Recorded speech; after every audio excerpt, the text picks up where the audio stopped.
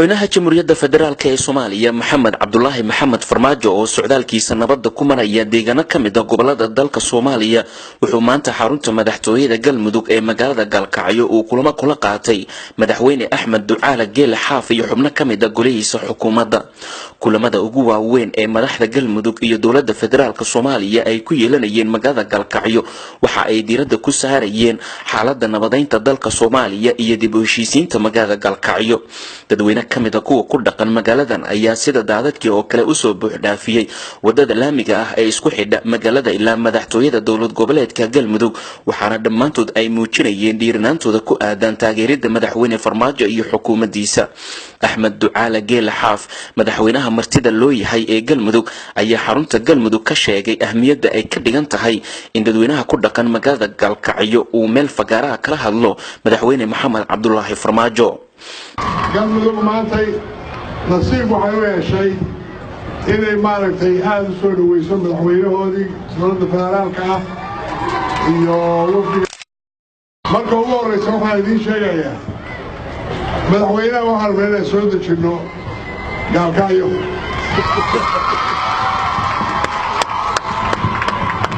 dhulkii ugu horreeyana maanta aan ku korsayaalay inaan siinaynaa dhulkii ugu siinaynaa insha Allah.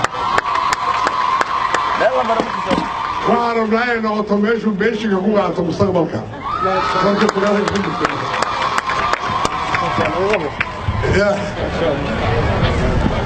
waxaan markaa aad iyo aad ugu mahadcelinayaa dadweynaha iyo maaragtay maamulka iyo dadka aad iyo aad maaragtay bannaanka maanta u soo baxay oo halkan jooga.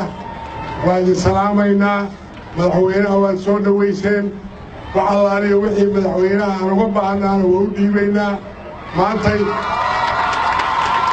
madaxweynaha jamhuuriyadda Soomaaliya Maxamed Cabdullaahi Farmaajo ayaa magaalada Galkacyo ku micneeyay inay tahay magaalada dib u heshiisiinta Soomaaliya maadaama siyaasiyiin iyo xubno hore xilal uga soo qabtay dalkan ay ka soo jeedaan magaalada Galkacyo. waxaan rabaa magaaladan Galkacyo inay noqoto hooygii iyo hooyadii dib u heshiisiinta Soomaaliyeed. waa magaalo taariikhi ah. waa magaalo magac weyn.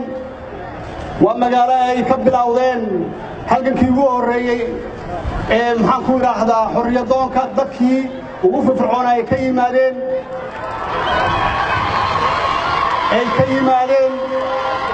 siyaasiyiinteennii ugu wanaagsanaa ugu horreeyay Allah u naxariistee Cabdullaahi Ciise barnaamijka ugu horreeyay Soomaaliya.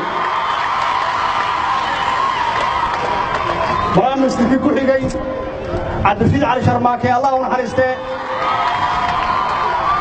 oo kadibna noqday madaxweyne noqday. Allah u naxariisto. waxay ahaayeen runtii dadkii Soomaali midnimadeeda ka shaqeeyay oo ay ahayd inaan sii xoojino inaan wadno ma aha inaan dib u noqonno. socdaalka nabadda ee Farmaajo iyo wafdigiisa ay ku marayaan deegaano ka tirsan gobolada dalka imikase ay ku sugan yihiin magaalada Galkacyo waxay qayb ka tahay socdaalkiisa nabadda ee dalkan uu ku marayo. ha yeeshee madaxweynaha jamhuuriyadda Soomaaliya iyo wafdigiisa maalmaha soo socda waxaa la filayaa in socdaal qayb ka ah midka nabadda dalka Soomaaliya uu ku maro deegaano ka mid ah gobolada dhexe ee dalka Soomaaliya. Cumar Maxamed Somane, Universal TV, Galkacyo.